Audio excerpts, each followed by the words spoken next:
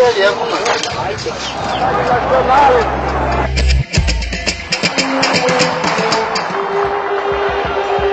trabalhador brasileiro possui hoje seu código.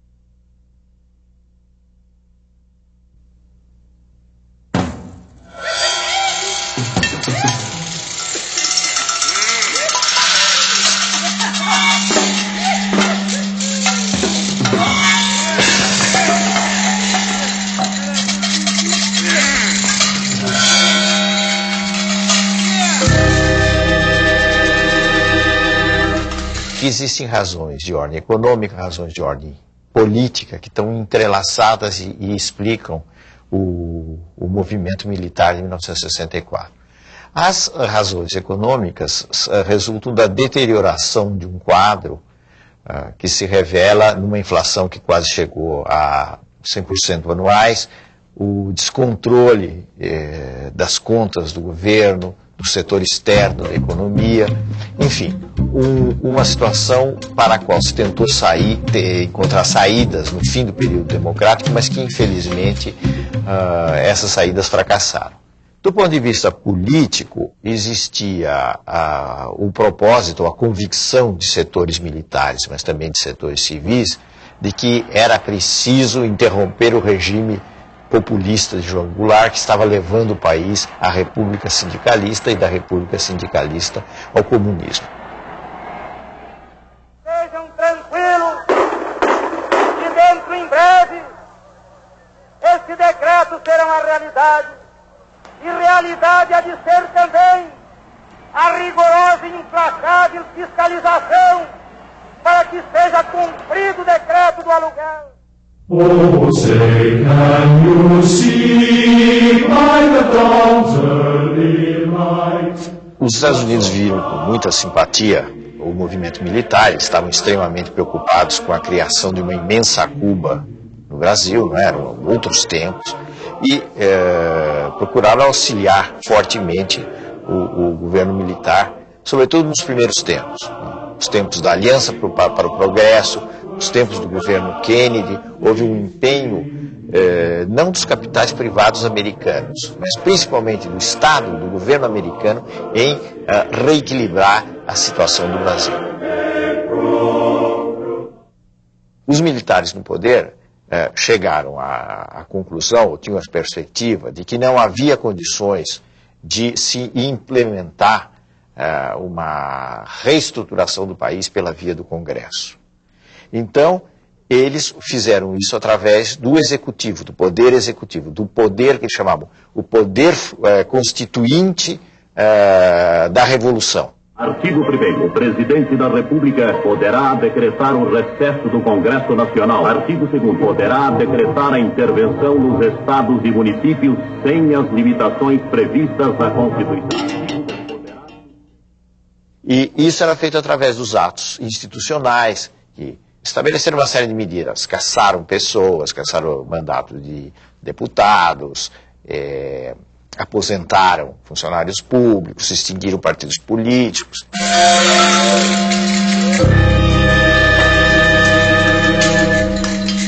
Esses atos nasciam da autoridade do general-presidente Castelo Branco. Uma tradição e princípios morais e políticos que refletem a alma brasileira.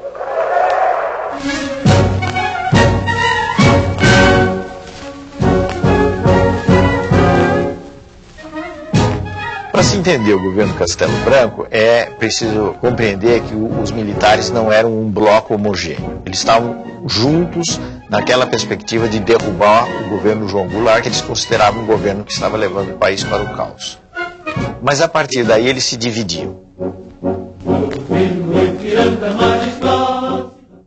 Existia o grupo mais intelectualizado, que era chamado o grupo da Sorbonne, com uma alusão à Universidade Francesa, que pretendia, na realidade, fazer uma espécie de purificação no país.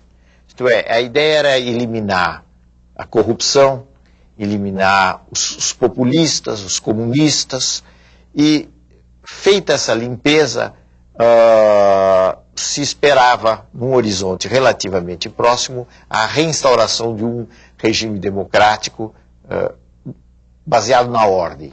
Essa era a linha da turma chamada da Sorbonne. Oposta a ela estava a chamada linha dura, que acreditava que estávamos diante de uma ameaça muito grande, o país vivia uma ameaça muito grande comunista, que a democracia era incompatível com os tempos que nós estávamos vivendo. Então eles defendiam total dureza com as forças de oposição, total dureza não só com os inimigos, mas também com relação aos adversários do regime, os simples adversários do regime, e sustentavam que para mudar o Brasil era necessário prolongar por um longo período uma ditadura.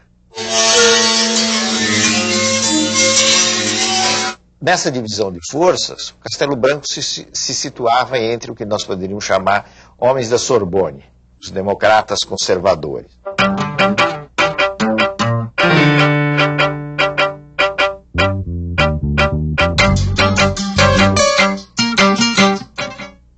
Houve uma pressão muito grande da linha dura sobre o Castelo Branco, no sentido de que era preciso reformular esse sistema partidário, que não era possível manter aqueles partidos existentes, porque senão a revolução, apesar dos atos institucionais, etc., começaria a perder força, porque seria derrotada nas eleições.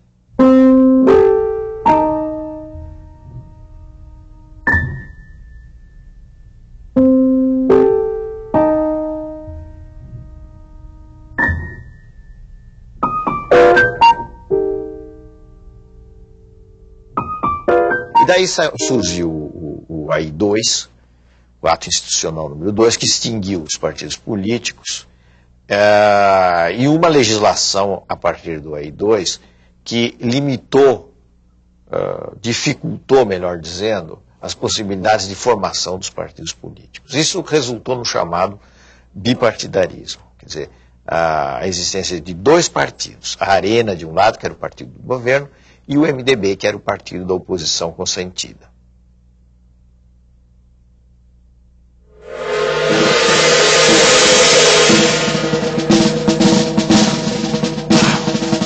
Os militares consideravam que havia duas forças em choque no mundo. De um lado a União Soviética, do outro os Estados Unidos. A União Soviética estava promovendo o que eles chamavam de avanço da guerra revolucionária. Os Estados Unidos representavam a defesa democrática. E era preciso optar entre estes campos. E o grupo castelista, o grupo que foi formado pela Escola Superior de Guerra, optou claramente pelo campo americano. Então, os castelistas eram muito pró-Estados Unidos no plano da política externa e, ao mesmo tempo, eram, digamos, mais democráticos do que os partidários da linha dura. Os partidários da linha dura combinavam mais nacionalismo com repressão, com violência. Podemos dizer que no espírito da Constituição de 67 estava a doutrina da segurança nacional, que era uma doutrina formulada no período da Guerra Fria. A outra coisa que também era novo na Constituição de 67 foi a consagração, que já vinha dos atos institucionais, das eleições indiretas em todos os níveis, não é? Para presidente da República, para governador dos estados. O general Castelo Branco, cujo mandato foi até prorrogado contra a vontade dele, ele não queria que houvesse essa prorrogação, não conseguiu fazer um sucessor. o que significa que o grupo castelista não conseguiu fazer o sucessor. Tanto assim que a linha dura conseguiu impor o general Arthur da Costa e Silva. Prometo manter, defender e cumprir a Constituição, observar as leis, promover o bem geral e sustentar a união, a integridade e a independência do Brasil.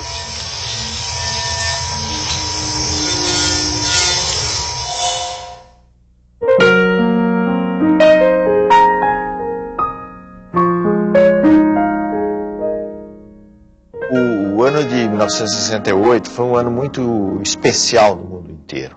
Foi um ano em que houve um grande movimento na França, um grande movimento popular na França, pela mudança não só das instituições, pela mudança dos costumes políticos. Se falava da imaginação no poder, era uma frase do movimento 68. Então, 68 foi um ano que, se não mudou o mundo, pelo menos sacudiu o mundo em todos os planos. No plano da economia, mas eu diria que principalmente no plano da cultura.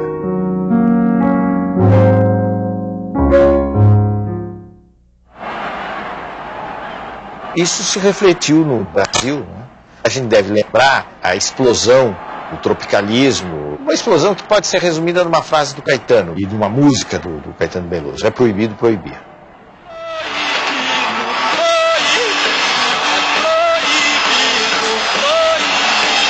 Mas é isso que é a juventude que diz que quer tomar o poder.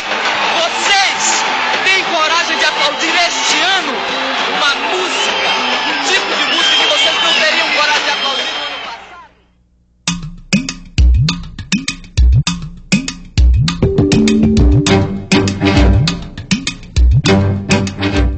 Aquele clima de 68 redundou numa série de movimentos de classe média, a famosa passeata dos 100 mil no Rio de Janeiro, passeata pela democratização, após a morte de um estudante, o Edson Luiz. Esta mobilização que caracterizou o ano de 1968 e a convicção ideológica de que qualquer abertura redundava em desordem, entre aspas. Então era preciso endurecer, era preciso fechar, era preciso usar de poderes excepcionais, né, no combate à subversão. Isso é que explica em grande medida esse ato, o AI-5, que foi baixado, digamos assim, lá de cima para o comum dos mortais. O AI-5 estabeleceu de novo uma série de medidas excepcionais que a Constituição de 67 havia suspenso. Então voltaram as cassações, voltou um fechamento político em geral. E o que é importante no AI-5 também é o fato de que todo esse fechamento foi feito sem prazo. Quer dizer, o AI-5 veio para ficar. É como se dissesse, o AI-5 dura, o AI-5 era um produto da linha dura, o AI-5 dura enquanto for necessário.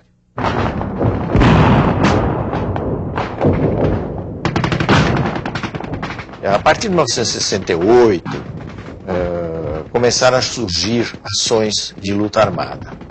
Mas nós podemos dizer que o período de auge da luta armada foi o período posterior ao AI-5. Foram os anos 69, os anos 70, foram os anos mais sensíveis, digamos assim, da luta armada. O que estava por trás da luta armada? Estava por trás da luta armada a ideia de que, por métodos pacíficos, seria impossível derrotar a ditadura.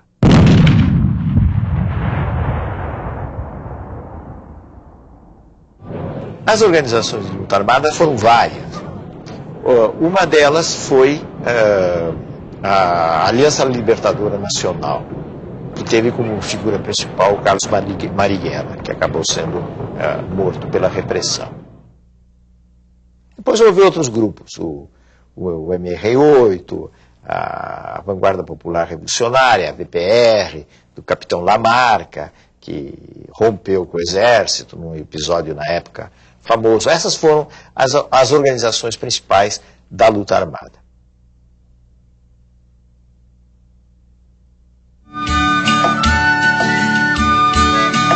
Essa ideia da luta armada foi muito influenciada pelo clima existente na época, né, e pelo êxito da Revolução Cubana. Porque a Revolução Cubana realmente representou alguma coisa de espantosa.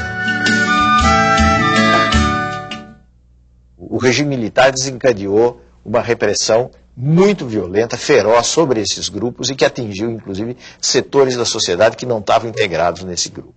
Quer dizer, quando se fala em tortura no regime militar, a gente deve lembrar que só em 68 a tortura se tornou sistemática em todo o país, como um instrumento político.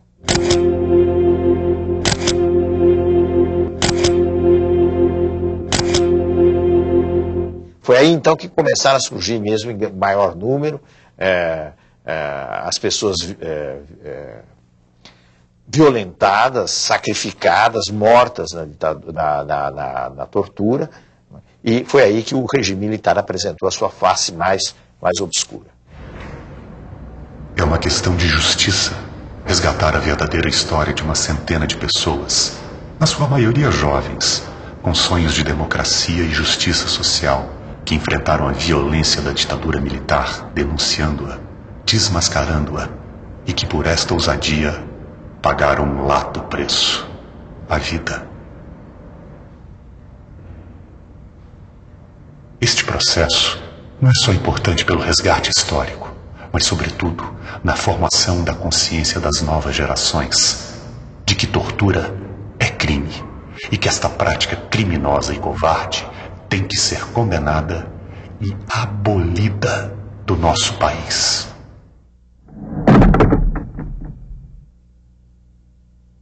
Costa Silva ficou doente, foi afastado do poder, houve o comando do país passou para os comandantes das três armas, e daí se fez uma eleição, que era sempre uma eleição a portas fechadas, se fez a eleição, aí sim, de um típico representante da linha dura, que foi o general Emílio Garrastazu Médici. O nome do Médici está associado a um período mais negro de repressão, podemos dizer que na história brasileira.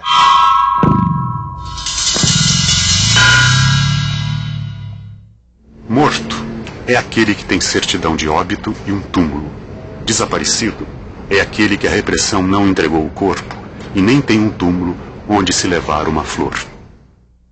Eduardo Collier Filho, pernambucano, estudante de Direito, desaparecido.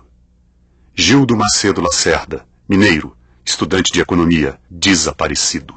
Helenira Rezende de Souza Nazaré, paulista, estudante de Filosofia, desaparecida. Honestino Monteiro Guimarães, goiano, estudante de Geologia, desaparecido. Jorge Leal Gonçalves Pereira, baiano, engenheiro eletrônico da Petrobras, desaparecido. Eu te amo, meu Brasil, eu te amo. Meu coração é verde, amarelo, branco, azul, anil. Eu te amo, meu Brasil, eu te amo. Ninguém segura a juventude do Brasil.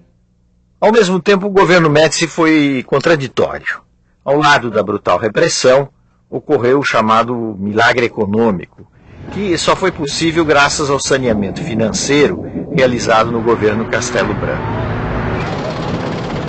A economia brasileira cresceu a taxas extraordinárias, mas, ao mesmo tempo, começou a acentuar-se o processo de dependência do financiamento externo.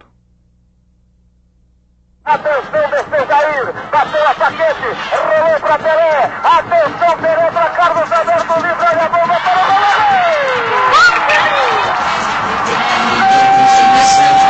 Pra frente, Brasil, do meu coração. Todos juntos vamos pra frente, Brasil, salve a seleção.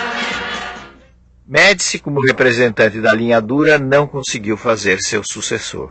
Por quê? o general Geisel era ligado ao grupo da Sorbonne, ao grupo do pessoal da Escola Superior de Guerra, ao velho grupo castelista. Presidente Emílio Carrasco Azul Médici,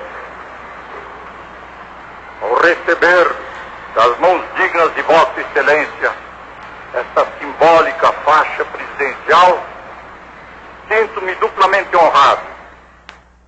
Do ponto de vista político, o que significou o governo Geisel foi o propósito de, com muitas ressalvas, com muitas restrições, promover uma abertura política no país. A abertura política que foi definida por ele mesmo como lenta, gradual e segura. O Brasil amanhece sem o AI-5, o ato institucional que amordaçou e oprimiu o país durante 10 anos. Antes de deixar o poder, o general Geisel abranda a Lei de Segurança Nacional, revoga os atos de banimento político e manda uma mensagem sobre a abertura política ao Congresso.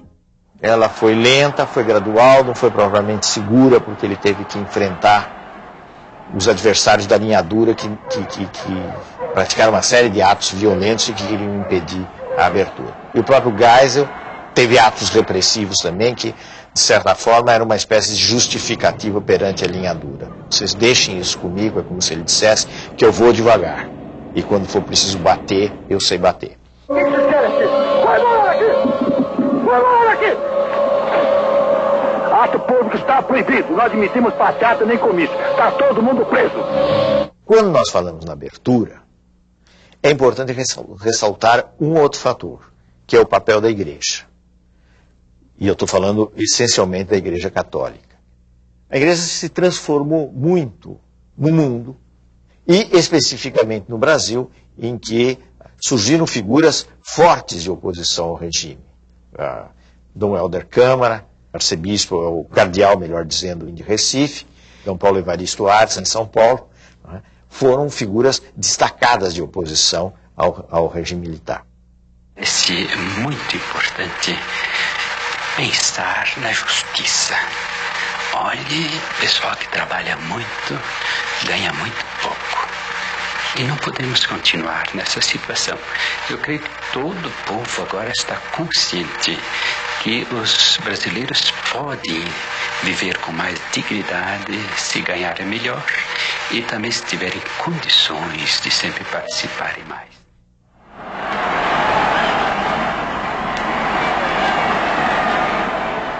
A grande novidade, vamos dizer assim, social dos anos 70 foi a explosão dos movimentos grevistas por reivindicações, várias reivindicações, mas sobretudo reivindicações salariais, que caracterizaram os anos 78, 79, especialmente nessa região do ABC, em que se destacaram alguns dirigentes, mas o principal foi o Lula. Os grandes centros urbanos sentem o mesmo problema que os trabalhadores dos países mais desenvolvidos sentem, eles terão que brigar e será irreversível essa briga, e os patrões terão que entender.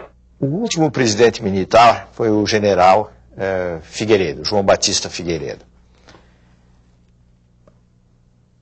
Essa sucessão do Geisel para o Figueiredo representou uma exceção, praticamente, na mudança, na substituição de nomes, porque o Geisel conseguiu fazer o seu sucessor.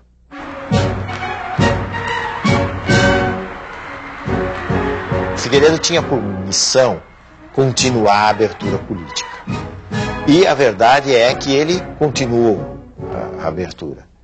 Mas ele, ao mesmo tempo, era um homem que vinha do SNI, do Serviço Nacional de Informações, que era um dos órgãos mais importantes de repressão dos tempos ditatoriais. Seja como for, o Figueiredo estendeu essas medidas de liberalização, eu diria que roubando das oposições uma bandeira, que foi a concessão da anistia.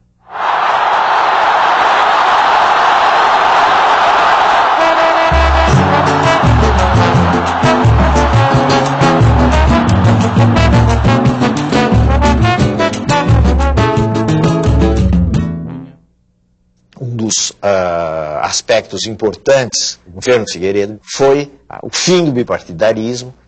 Então aí, nesse momento, surgem os partidos que, em linhas gerais, são os partidos que nós conhecemos até hoje.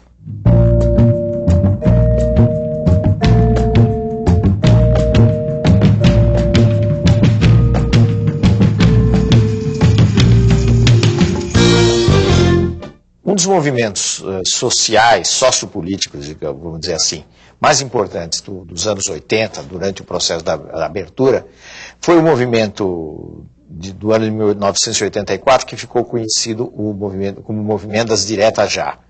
Ou seja, era um movimento por eleições diretas para a presidência da República. Que as eleições não fossem feitas através do Congresso Nacional, mas sim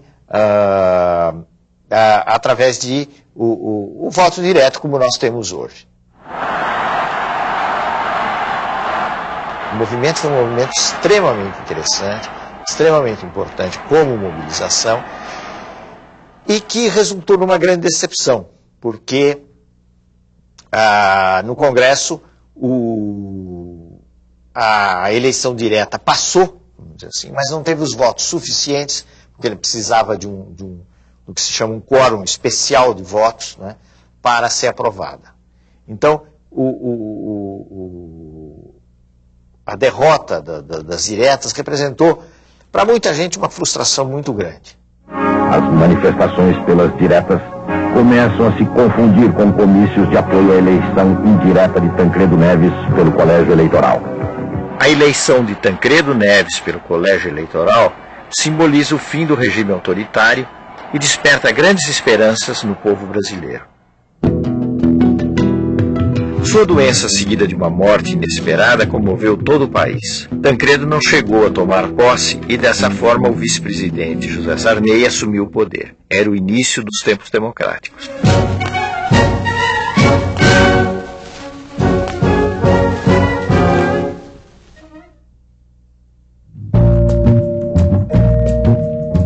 No próximo programa, a redemocratização, o governo Sarney, crise financeira do Estado, planos e fracassos econômicos, o governo Collor, Fernando Henrique, o Real e o início do governo de Luiz Inácio Lula da Silva.